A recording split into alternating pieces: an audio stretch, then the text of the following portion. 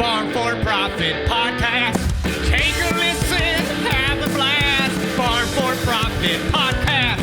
Learn about farming while having a laugh. Farm for Profit Podcast.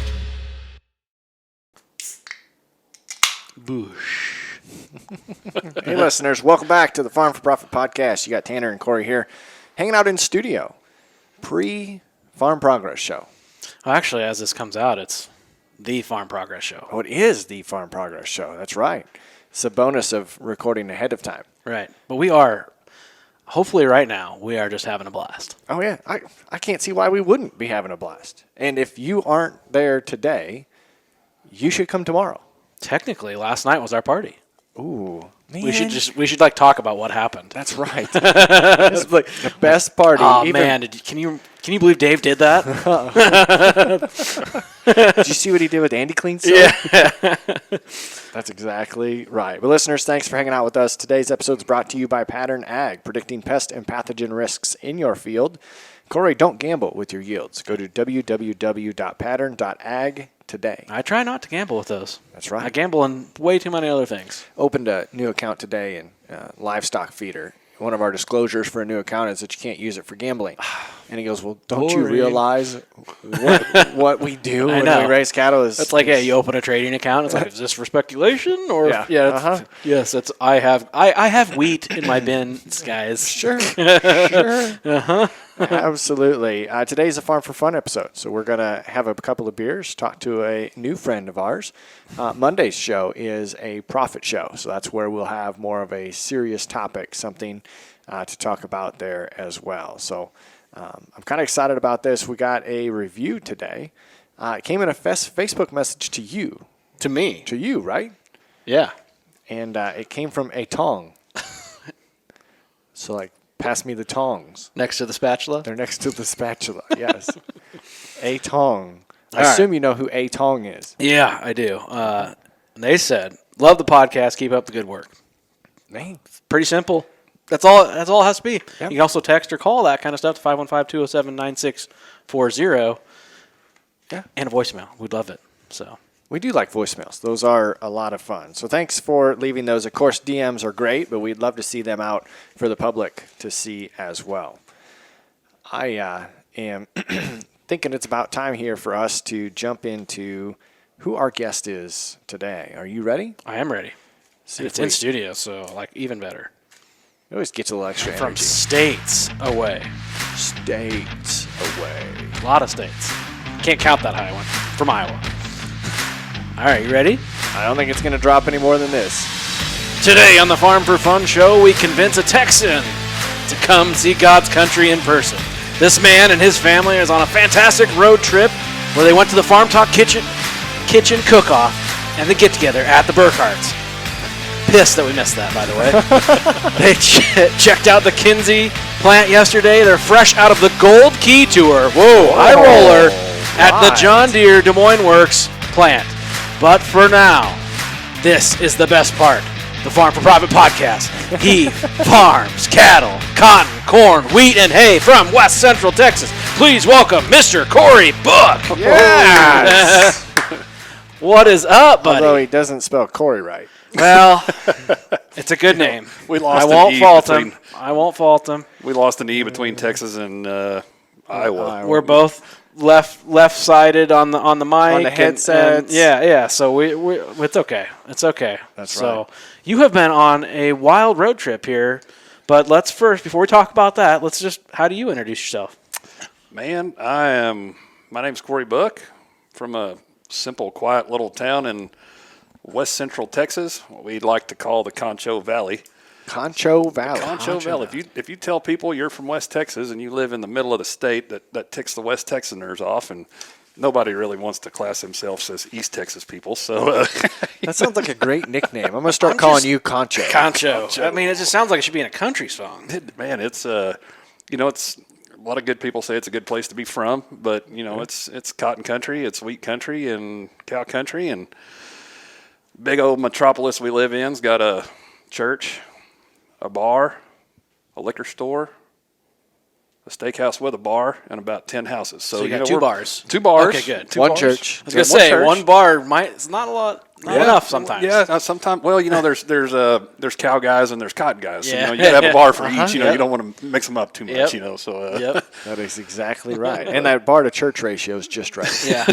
well, we used to have 2, but the population's pretty well dwindled enough to Right. barely try to keep one up. So it's but the bars and the liquor store, they stay awfully busy. So Slater has 2 bars, but I think 3 churches. So we need to step up. They're our missing game. missing a liquor store. Yeah. Well, we don't have that. Well, Casey's is kind of a liquor store now. Yeah. Kinda. That's true. Well, this is fascinating to see. I don't know if I was that way, but we were in some grocery stores the other morning. There's liquor aisles in the grocery store. That's where we get our liquor usually. They don't trust us Texans to do that. They don't put liquor in a convenience store or a grocery store. You have to have Really? Yeah. Really? You don't want that. I need to go get some bread and milk.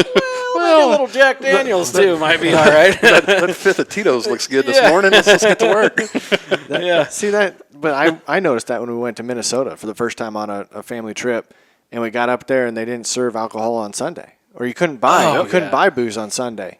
And we show up on a Saturday and we drink through what we brought up, and we're like, all right, Sunday afternoon we're gonna go, and that's been just less than 15 years ago even. Yep. But now you can at least go get beer. See, in Texas, there was dry counties up until the last few years where there wasn't a beer store, there wasn't even anything. So it's I don't know, pretty funky little part of the world. I've ran into that twice. Same thing in Minnesota. We were going up on a snow goose hunting trip. I think we're traveling Sunday, so we wanted to get some beer, before we got there. Nothing. Couldn't get anything. And then when we were in Hershey, Pennsylvania for the PAS deal, and we couldn't find. And that I don't even know if it was a Sunday. It might have just been a dry county or something. But the only place we could find beer was a Pizza Hut. They would serve it to us. Everyone else was closed. Liquor stores were closed, but the guys at Pizza Hut didn't care. I don't know if I've ever had a beer in a Pizza Hut. Oh yeah, they had it. It took me forever to figure out that Hickory Park served beer. Yeah, it's not out there on the menu very very well. You're probably not sticking around in the area very long, but that would be a barbecue place that everybody says you stop here. You don't stop there for great barbecue. You stop there for good barbecue, and then just the history of Hickory Park. I told him a better barbecue place to go to Jethro's last time. Did you guys go to Jethro's? Where'd you go? Oh, we ended up catching the kids won the vote. We ended up catching pizza and a beer, and okay, that was good enough. I thought about throwing out a couple good pizza joints, but I can't remember the last time I got pizza from Ankeny. Well, we've had some pretty fancy dinners along the way. Yep. So meeting up with people, so the kids got to pull their tricks yesterday, get some pizza and beer, and swim in a swimming pool indoor. They didn't know what to do with themselves. They were on top of the world.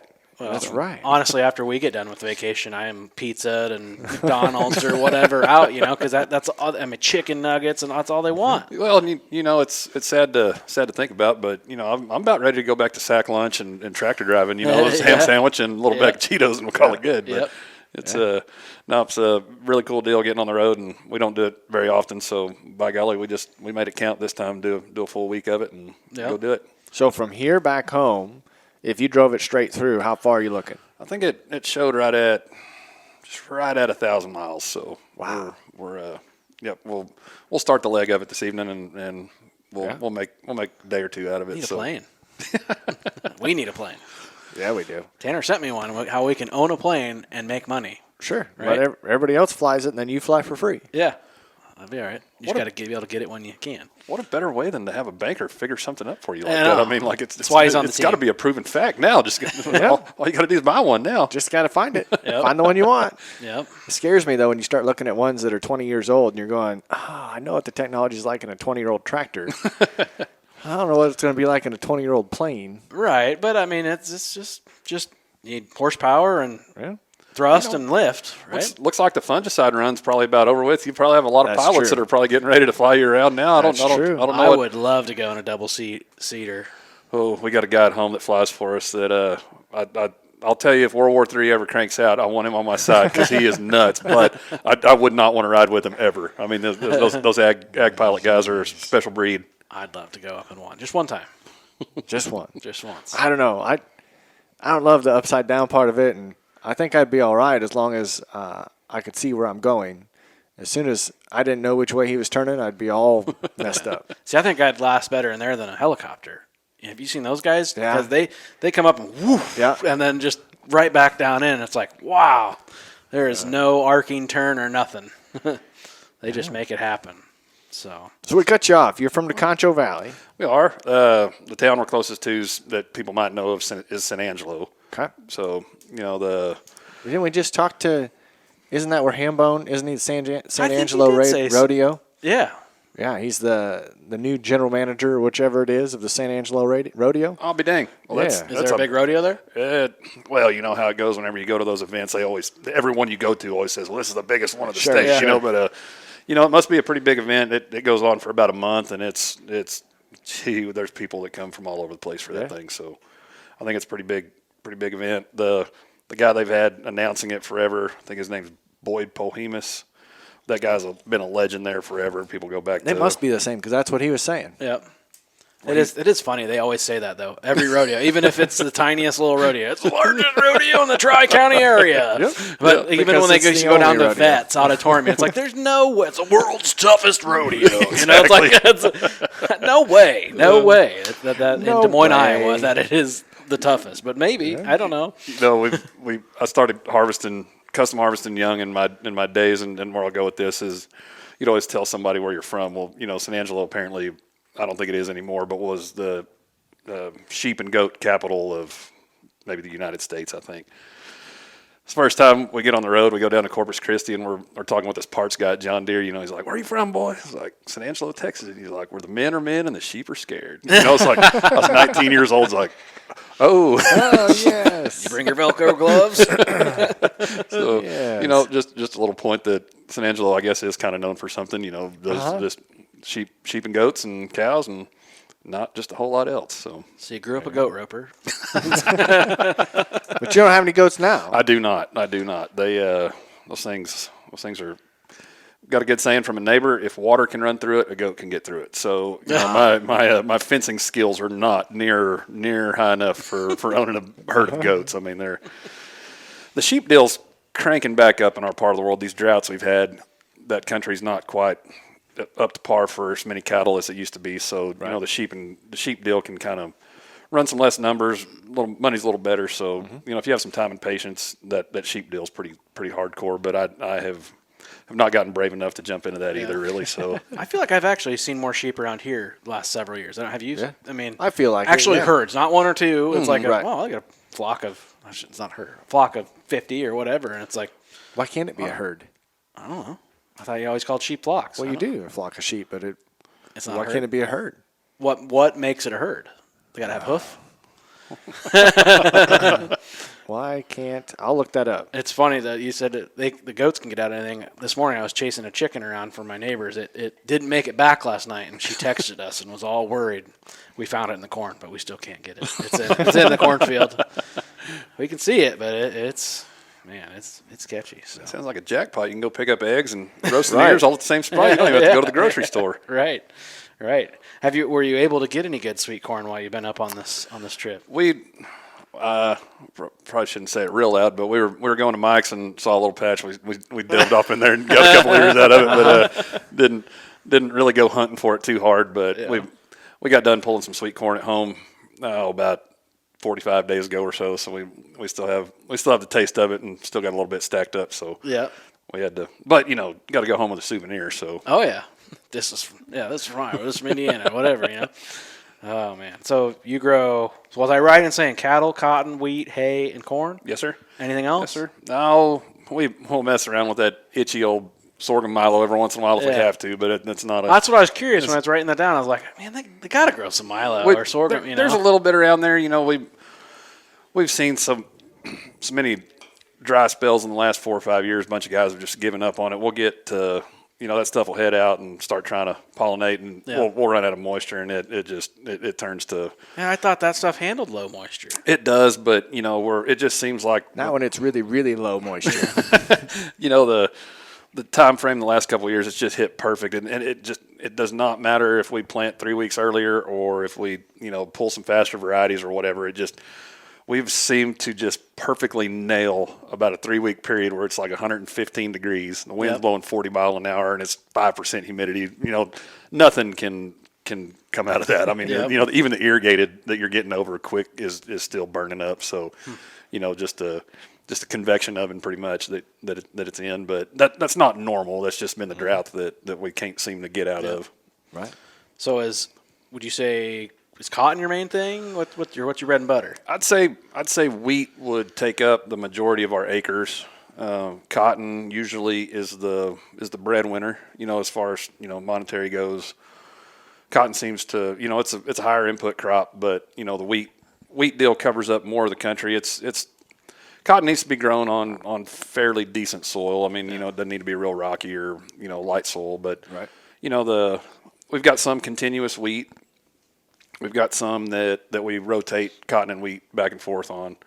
And then the corn deal's really scarce. It's just, if you've gotten lucky enough to catch some irrigation, we'll get some corn under some pivots, but that's, it's very, very few of us that get to be lucky enough to grow it. Sure. And I ask this every time we talk to a cotton grower, and I can't seem to figure it out where it's at. Are you picking cotton or stripping cotton? So, there's two different styles. The picking, it will actually pick the lint off the stalk. The stripper, it rakes everything off of the plant. Whether it leaves the branches on if you're lucky, but it'll rip the lint, the burr, the leaf, everything. So on our lower yielding dryland stuff, we will most always strip it. The stuff that's big, tall, irrigated, that stuff, the good, really good production cotton will get picked.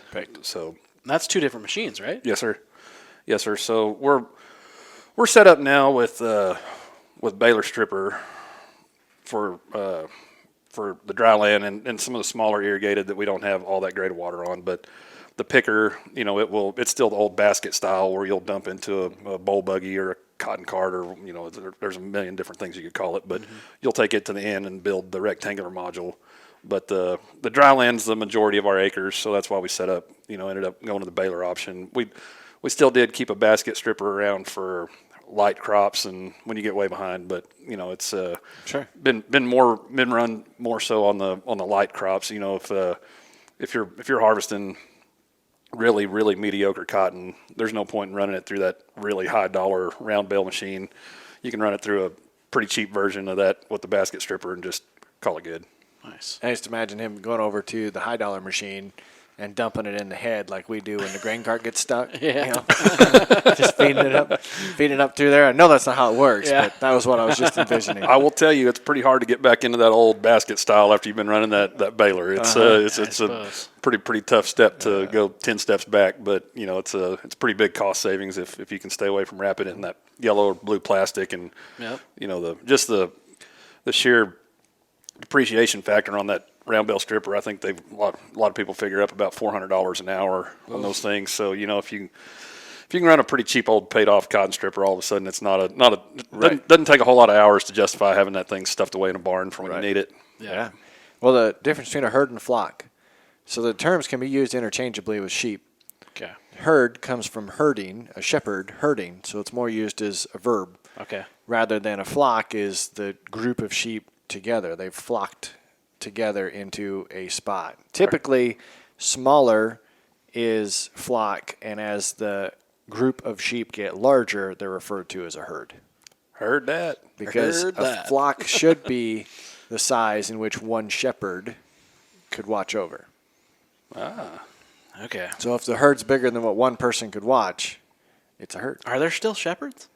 Well, I don't know. I assume so. This I've is got a according buddy- to animalfoodplanet.com, so it can't be wrong. I've got a buddy, I'd say about 75 miles east of us, that he's running straight out, I think, H2A Peruvians, and those guys herd sheep and goats all day long. That's all they do, is just walk around and I hope they have one of those big old canes with them. I've heard of these guys. I've never seen them. It's all you don't see a shepherd. They're there, though. They're there, but he's never been brave enough to introduce us to these guys. But that sounds like that's all they do is run around and make sure that there's water and it's running on country that doesn't even have fence on it.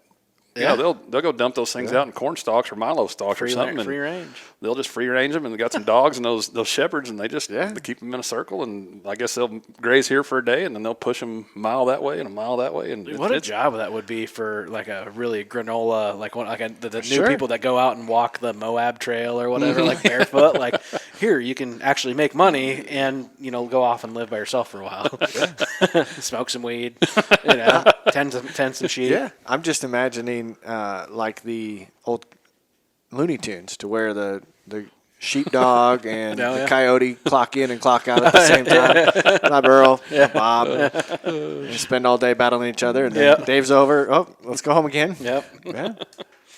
That's funny. It's crazy. We've got the guys that run sheep around home. A lot of those white dogs that float around there, and they got that hair that comes over their eyes. And I don't know enough about them to even tell you the breed name of them, but it's pretty cool watching how protective they are. It is. Just a straight up sheepdog, isn't it? Yep. So you mentioned H2A labor with these Peruvians. Yeah, that episode y'all did was awesome. And lo and behold, small world. That's a company I've been using is USA Farm Labor, and not trying to do a big plug here, but it has been fantastic. They've been on top of the game as far as helping us get into that database and find good people, helping us not slip through the rules, but let us know the rules, let us know what to do, and takes a lot of the guesswork out of it. And they've been fantastic. The help has been wonderful. I mean, just.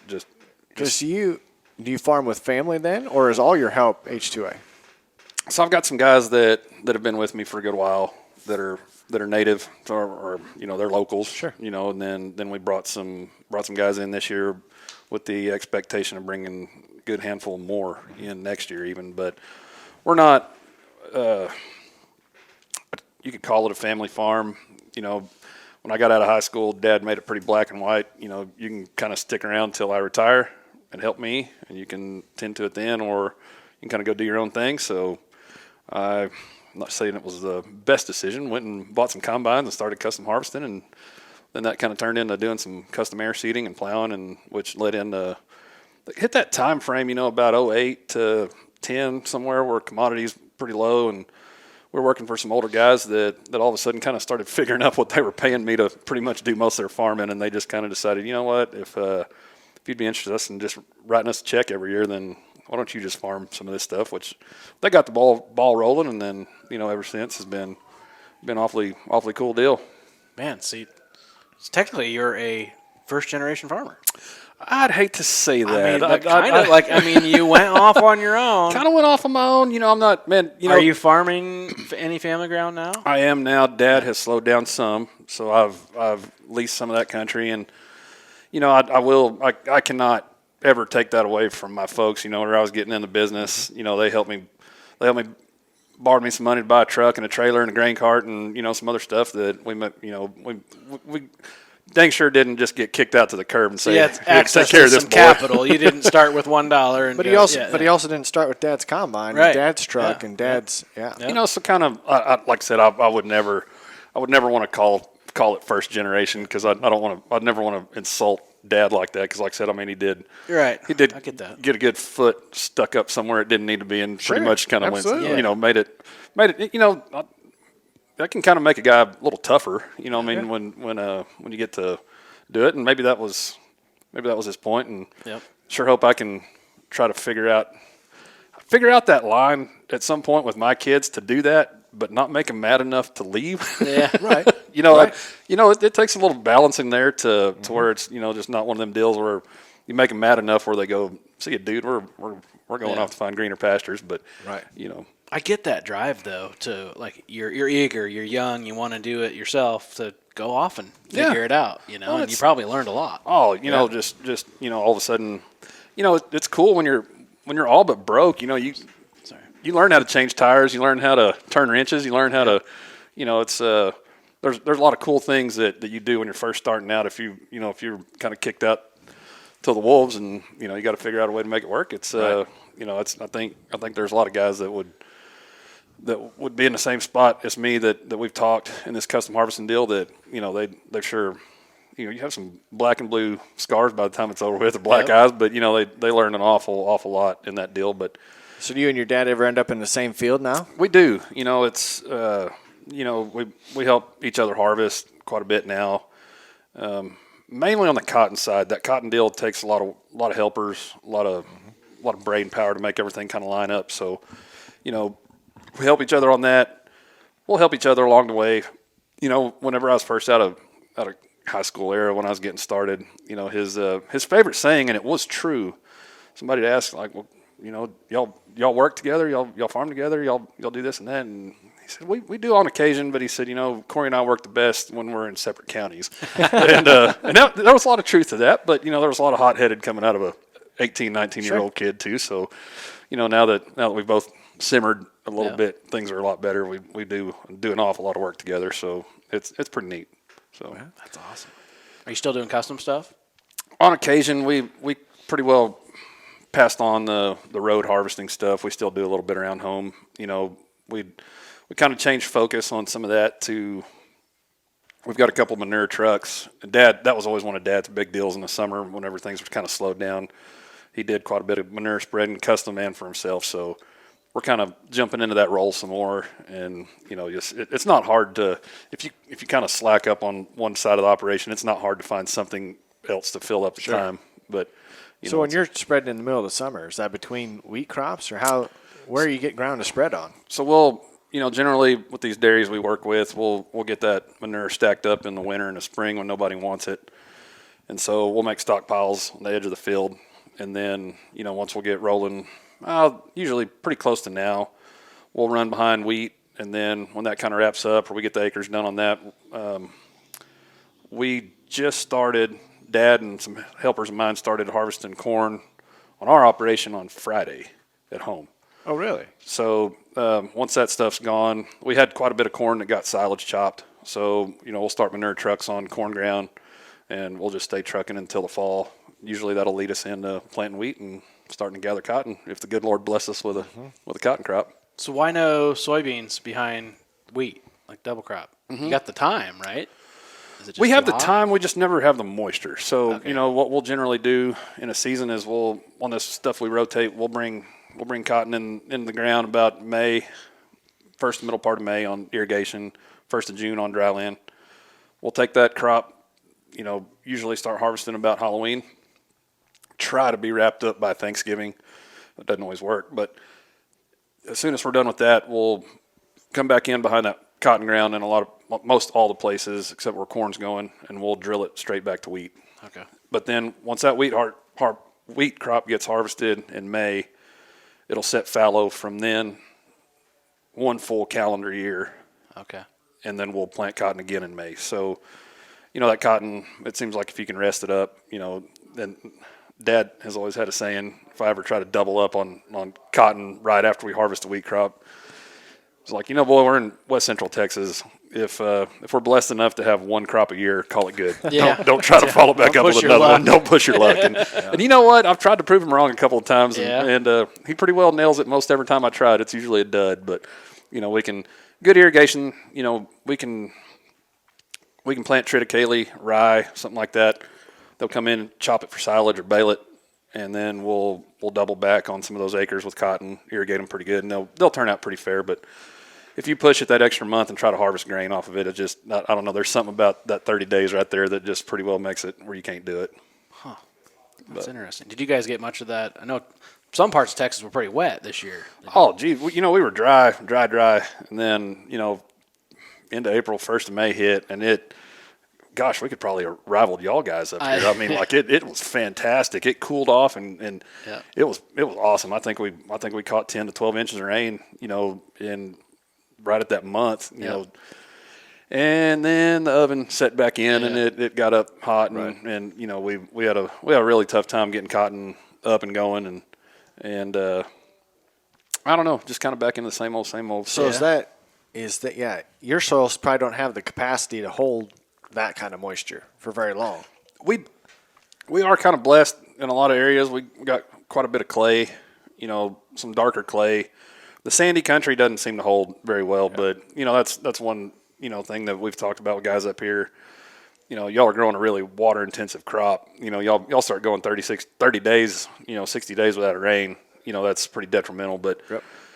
it seems like we have the water carrying deal where we can carry for 60 days. We're not happy about it, but we can carry 60 days on a cotton crop, and of course you're pulling off the top end. But if things turn back around, you can be back in a bumper crop, with one good hurricane or something this time of year. Hurricane comes off the Gulf or some big system comes off the Baja California, and I know that sounds crazy, but it's a long way from the Baja California to Texas. Sure, but yeah, what the patterns look like. The patterns, I mean, all of a sudden, there's been some years we've caught a lot more moisture from California than we ever did the coast of Texas. That's probably 1,000 miles difference, but it's crazy to see the patterns that can start. Yeah.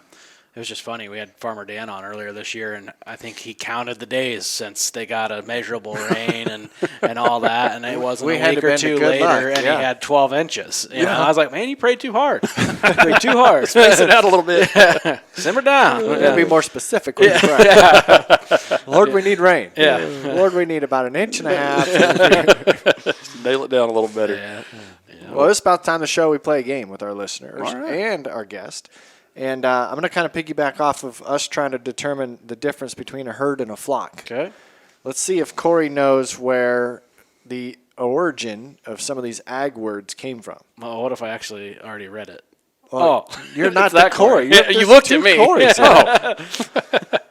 All right, Cory, do you know where the word acre came from? Ooh. The origins behind the word acre. I could probably come up with a real good line of BS right You should now. just go off on it. Yeah, just do it's your thing, man. Oh, man. It might be better than what it actually came from. Yeah. I'm just not on the spot enough yet today, though. I just have no idea. It referred to the approximate amount of land that a team of oxen could plow in a day. Oh, wow. So that must have been how much did you do today? Team of oxen, is that two? A team. Sounds like a team. More than two? A team of oxen. That's what I'm wearing. Not a flock of oxen. I'm reading between the lines or between the ox here. So you just hinted that you could be back into a bumper crop. Okay. Did you even know that was on the sheet? I did not. I wanted to go ding ding. I can barely read if it's in front of me, let alone upside down. So where do you think bumper crop came from? Bumper. You can think dirty for this one. I was surprised. Maybe we just made so much. Maybe we made so much cotton we just pulled the bumper off that pickup hauling all those trailers to town. I don't know. I like that. Got to go way back before vehicles. We got to go back to the 16th century. This is where you see the word bumper referring to bumping genitals with a sense of growing in size. So they were laying it down. No surprise that bumper would be a sense of abundance or greatness in size.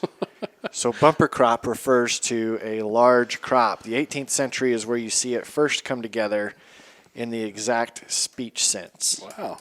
So bumping your genitals together to make them grow. So when the corn's small, it's not a bumper crop yet, but it might be a grower. It might grow into it. They'll always talk about, at home, if we ever make a crop, it's because, lots of bumping was going on while the sun was shining. So, maybe you can tie them together. We could. We could. I'm going to jump to the bottom one, and then I'll come back. Corn night. Do you know when the corn night is? What is that? I've never even heard that term. I didn't either. Corn night. It's the night before Halloween. So not Halloween. It's the night before Halloween. Traditionally a night where children and teens play pranks such as smashing pumpkins, throwing eggs, toilet papering trees, and such. All right. I've never heard of it. I mean, I've heard of smashing pumpkins and all that, but I've never heard of it being called to. You ever seen the Smashing Pumpkins? The band? Yeah. No. Yeah. Well, listen to them. I'm glad this is not like some kind of monetary deal with this game here. Yeah, we'd all be losing. Yeah, let's see if we can get the last one. Maybe you... Throw me a slow pitch. Come on, man. Oh, no, this is not going to be a slow No pitch. easy ones in this category. Balls to the walls. Shoving that stick all the way forward. Balls to the walls. Would you have known this if you didn't read it, Cory? The Cory with an E? No. No. I'd like to think it wouldn't be a prison term, but, it's something like that. I don't know. I was going to refer to Little John. To the windows, to the walls. The sweat drops down my balls. There were round caps on the throttle of many aircraft. So when you pushed the stick all the way forward, close to the front of the cockpit, the aircraft was generating maximum thrust, therefore balls to the walls. Balls to the walls. See, we can get our 20, 30-year-old plane and get her balls to the wall. Balls to the walls. We will be in Concho Valley before you know it. That's what I'm talking about. You know, Heck yeah, that'd probably only be like an hour-and-a-half flight. come to the land of plenty. You know, we used to get in trouble when we were little for saying balls to the walls, so we always just got taught to say give her the onion. Give her the onion. So that was I wonder what the origin of that is. Yeah, she looked that up. Give her Concho Valley, I Texas. feel like give her the onion like isn't as old as balls to the walls. I would highly doubt that it's this old. It's somebody got tired of getting the old belt whenever they were little, so they just came up with something. Yeah, I don't know. I feel like maybe Amish or something came up with that. I don't know. Give her the onion. Go cut an onion. Make those eyes water. Go give her the cut onion. We just dropped the word cut. Oh my gosh, man! So you just came from the John Deere plant. I did. But that's the end of your trip, or this is the end of your trip. So let's go back. You had this. What'd you come up here for? Was it John Deere, or was it Burkhart's, or was it something in between? You know, it all started with the Burkhart deal. I can't believe that goofy little TikTok deal could turn people into such good friends. But we've become really close with them, and I tell you, they invited us for that. So we just kind of turned it into I hadn't even counted it, multi-state tour. So we went into. First part was into Kentucky. Went and saw the Noah's Ark event, the replica of Noah's Ark out there. And let me tell you, that son of a gun is massive. Really? But great time. From there, ended up shooting over to Mike and Kim's for the Farm Talk Kitchen event. Ate some awesome cooking, saw some awesome people. I tell you what, those are some sweetheart people. I mean, just fantastic. Had us out Friday, Saturday, and then Sunday we kind of jetted this direction and stopped at the biggest world truck stop, or what is that? The largest, Iowa, yeah. largest truck stop in the world. So got us some. What would Smokey and the Bandit? The choke and puke. Stopped at the choke and puke. Yeah, and grabbed us a Diablo sandwich and a Dr. Pepper, and kept on keeping on. Stopped at the Kinsey plant, and then spent the night last night and saw the John Deere outfit this morning. Did you get a tour at Kinsey? Or we just went into the visitor center and walked around. Kids needed a break for a little bit, so we saw that. There's as much cool stuff as they had in the visitor center. I can't imagine what's all behind closed doors back there. I've heard it's impressive. Yeah, I can honestly say I've never been there. Nope, me either. Drove by it 100 times. Never been there. But I always like seeing the big planter and the grain cart up, in the air.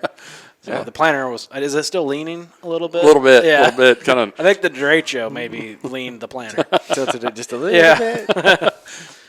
Make you just nervous enough whenever you're kind of over there close to Yep. I guess that's protection. Nobody with a whole lot of sense will want to go climbing on that thing if it's already leaning. Yeah. But that's true. I don't know. It's pretty neat trip so far. I don't know if I've seen the results. There was a competition out of Burkhart's, right? There was. Who ended up winning the Farm Talk Kitchen? Was it a kitchen and bake-off? Yes. So I'm gonna have to look this up. I think I saw Carolyn Reed had some sort of prize for baking. I don't know if it was first or not. Nice. Carolyn won the show on the Bake Off. Yep. She is the master baker. Master debaker. I'm gonna have to find this. Did you compete? I did not. I got talked out of loading all the stuff up. Mama loaded the Suburban, and we were out of room. Well, so screw who won. Who was your favorite? Yeah. I'm gonna have to say I just met this guy the other night. We started following each other. Let me pull him up real quick. He showed up. Sorry if this is taking a minute. No, you're fine. We all know that if Corey and I would have gone, we'd have at least given them a run for their money. Tell you what, that pork loin I made on Sunday, oh my gosh. So easy and so good. Although that one attempt that I made on Farm Talk Kitchen on Denny's TikTok was me about lighting the tent on fire. But it wasn't my fault. Right above the upside-down pineapple. Right above the upside down. So we had I know Trey Bo Dirt from over there in Arkansas, he made a bunch of shrimp, and he got second place. Oh. Bunkhouse won. Oh, yeah, I've seen him. Oh, yeah. He brought a pellet grill out there, man. This cat threw all sorts of stuff together. He had some pork loin that was fantastic and wrapped all sorts of stuff in bacon, which you cannot go wrong. I don't care what you put inside of bacon as long as there's bacon around it, a little smoke. And he got the first place in the BBQ Championship. And, Trey Bohannon got the, I guess, miscongeniality prize of his shrimp. So that was good. Lots of really good food, lots of good company. That Saturday night party was fantastic. Yeah. They can throw on a good shindig over there. I in heard Indiana. Travis even turned it up a little bit. Old Travis got pretty cranked up. Had a black eye and everything. Oh, wow. Yeah, man. Mike said should have seen the other guy.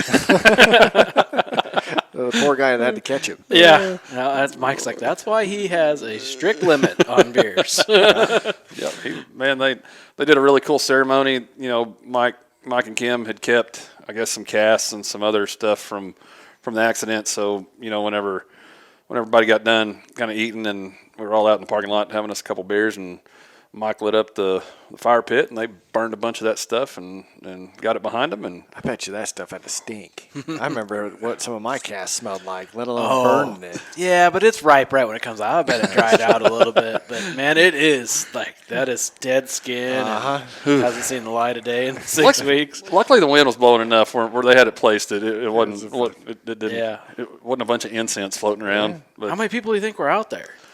Oh, man, I'd hate to guess. I bet they had a good 150 or more. Yeah. I mean, they had really porta good. potties, they had tents, everything. You want to talk about something that blew this country boy's mind? Air-conditioned porta potties on a trailer. Yeah, got the nice ones. Man, they stepped up the game. Mike told me who donated those, and I can't think about it. It was a company, I think Holgenics. I think might have donated. Holganics. Holganics, that's what it is. Yeah. Holganics. Well, they showed up to the party. I will tell you that was some awfully neat. Cool. I know it doesn't take much to impress this guy here, but air-conditioned porta potty will get it done. I love it. Even the ones that have the running water. Yeah. Wash your hands. And you find yourself just kind of sitting in there for a little bit when it's real hot, washing your hands a little bit longer. It's a lot nicer in here than it is outside. So we were at the IndyCar races last weekend, and they had those. Oh, man. Yeah.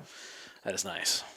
Yeah. Well, I do have to give y'all guys a bunch of credit. I've wondered why y'all drank Busch Light up here like y'all do, but this Busch Light is a lot better than what we get in West Central Texas. This stuff is a lot fresher. It is probably much fresher, yes. Y'all keep the stock. I mean, I'd say you get our old stock, but I know, we don't have any. It just gets a drink. Drink up. Yeah, when Busch Light comes out with a new case, like a camo case or whatever, and it comes to the local Casey's, they'll stack it to the ceiling in there, and then you might get a couple loads of it. And then it's gone in no time. But if you go out of state, you'll see that for months. Well, we were a hot topic coming back from here last year when we went to Mike and Kim's. I picked up a couple 30 boxes of the John Deere cans. Yep. And the John Deere can never even made it down to us. You know, we were Right. hot stuff. You know, some guys stopped by the barn. You know, and it's like, you want a beer? And I handed it I'm not drinking this thing. I'm going to go put it on my mantle. Say, how many do you have left? Oh no, we took care of that Oh, problem. really? Okay. I was going to say we got one here somewhere. We got one. I've thought about taking a needle or a drill bit or a nail and just right through the bottom of it, so I can still drink the beer and then just leave the can. Just leave it unpopped. Yeah. We have a couple of cans on the shelf at the shop, so we did keep some memorabilia, but that was a pretty neat little deal. Yeah, that's perfect. So if you were competing in the Farm Talk kitchen, what would you have cooked?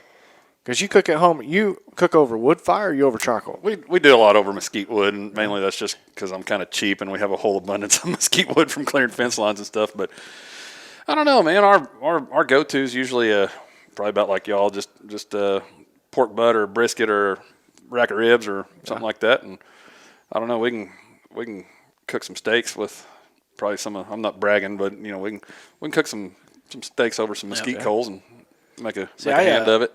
Yeah. I always was told that you can get too much mesquite, smoke. Can you actually? I've never tried it, I guess. You know, it's probably about like having too much beer. It can happen, but you know, at that point, you probably aren't coherent enough to really know. So just eat the food. Just put it in your mouth. Because I sold pellets for a while for those pellet smokers. Oh, and stuff, yeah. and we can get some mesquite. No one ever requested it. So well, you know, the mesquite pellet versus burning actual mesquite yeah. wood. You can, I've got a pellet grill at the house. I know I like to give a lot of these guys a hard time for grilling with pellets, but Yeah. I've got one hidden in the garage. But It's convenience. Yes. I mean, it's awesome to go turn that oven on and have some smoke. And, Yep. But it's cool. The mesquite pellets though, you can get a little carried away with that versus the wood side, the actual wood side of it. But we've got some little competitions we enter at home, and my wife's awfully good at making pot of beans, and we'll make some ribs and try to go compete every once in a while. Gotten accidentally won a couple of them, so it's what kind been pretty fun. Pellet grill does the guy that says gives guys crap for having pellet grills have? It was whatever Tractor Supply was selling at the moment. I caught a wild hair one. I think it was a Pit Boss. Pit Boss, yep. Yeah. I don't know if they still sell those or not anymore, but that was I got a wild hair one weekend. It was raining a bunch, and I couldn't fire the barbecue pit up, so I went into town and loaded one up on the pickup, and that's what we got. So when the patent came off of Traeger's technology for that, like, man, everyone had everyone ended up having one. Everybody had one. Well, I dig it. It's good stuff. Tanner and I got Rectex. Ooh, I've got a buddy that has a Rectech, and that thing is impressive. Yep. Yep. I had a Traeger, and I had no problems with it other than it just didn't get that hot. And it was an old one.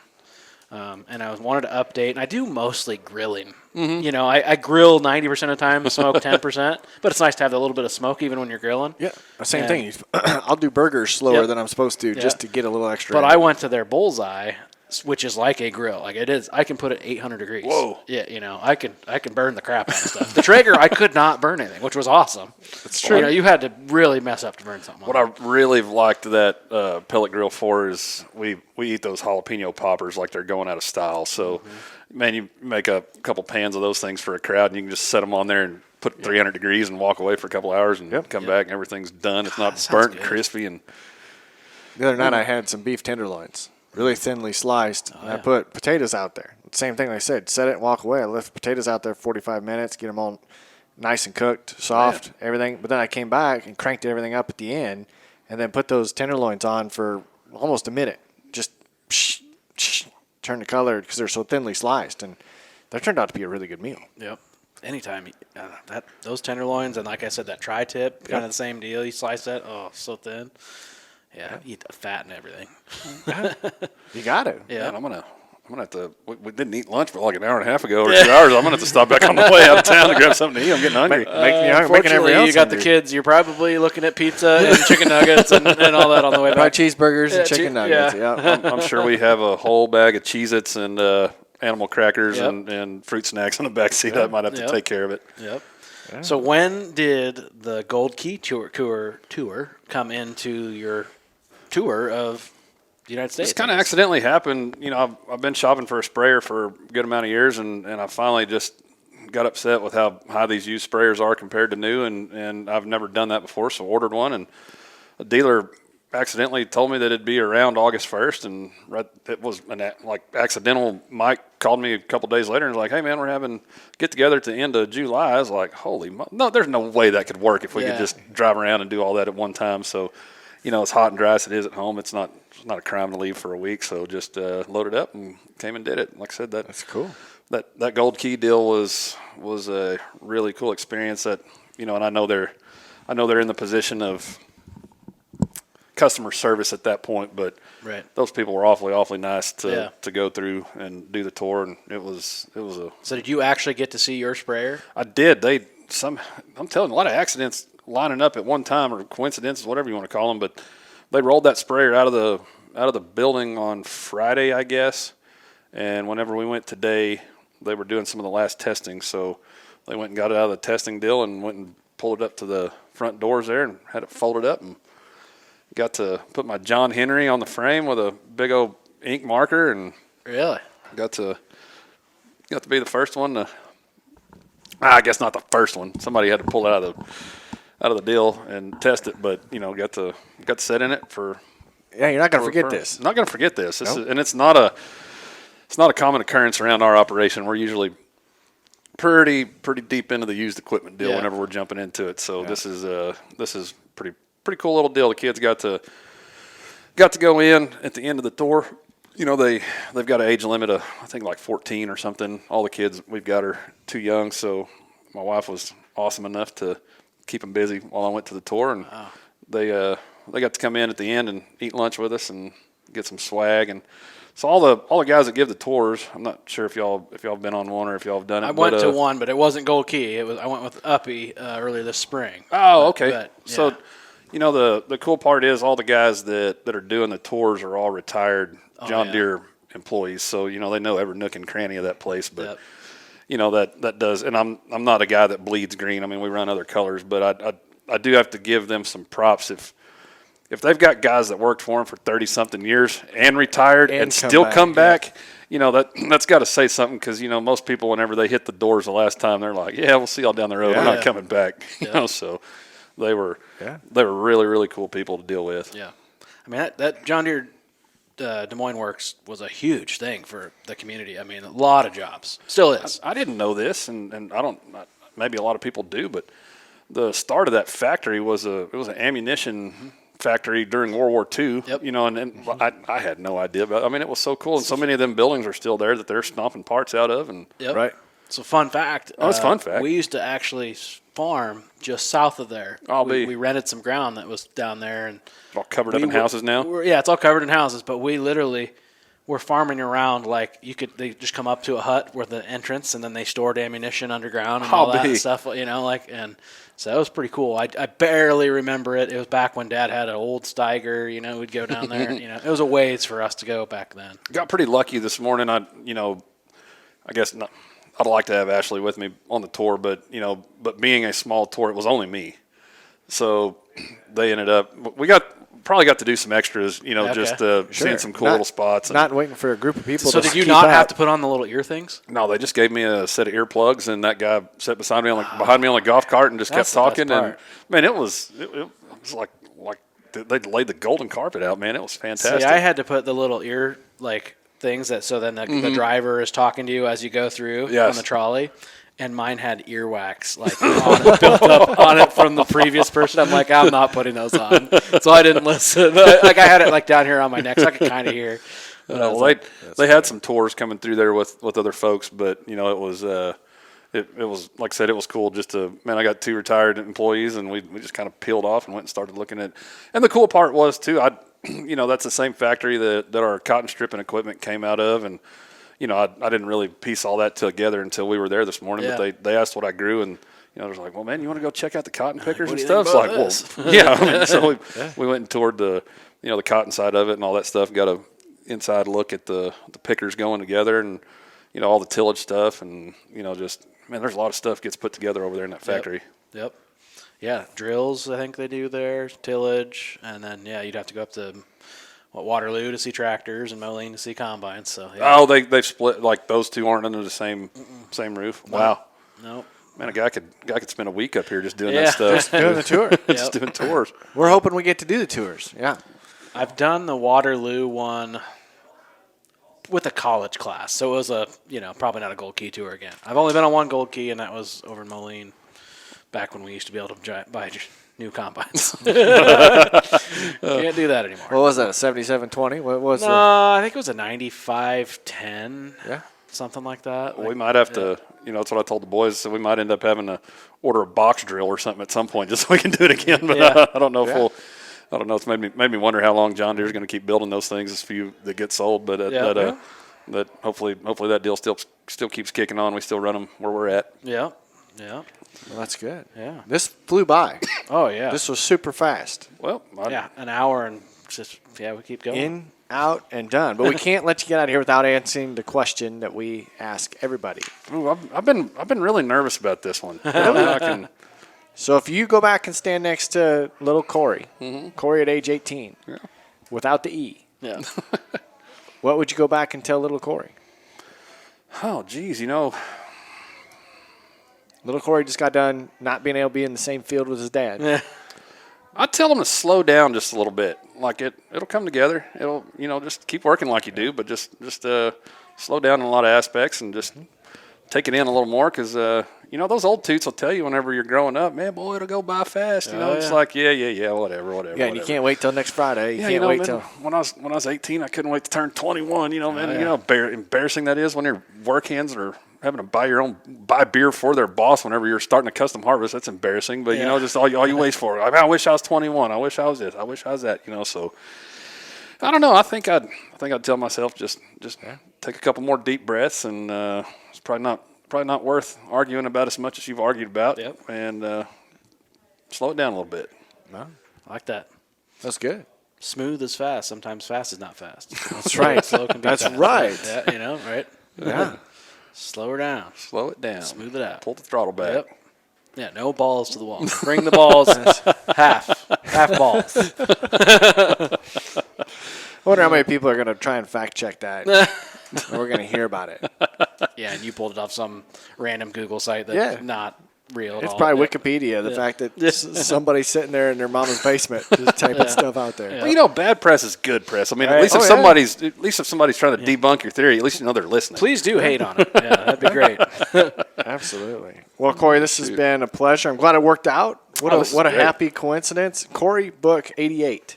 Yes, sir. CORY. There's no E. Yep. Cory Book 88 if you guys want to follow him on social media. But, truly a pleasure. This was a great surprise. Like I said, thank y'all for taking time out of your day, and Yeah. look forward to catching up with y'all somewhere on the road.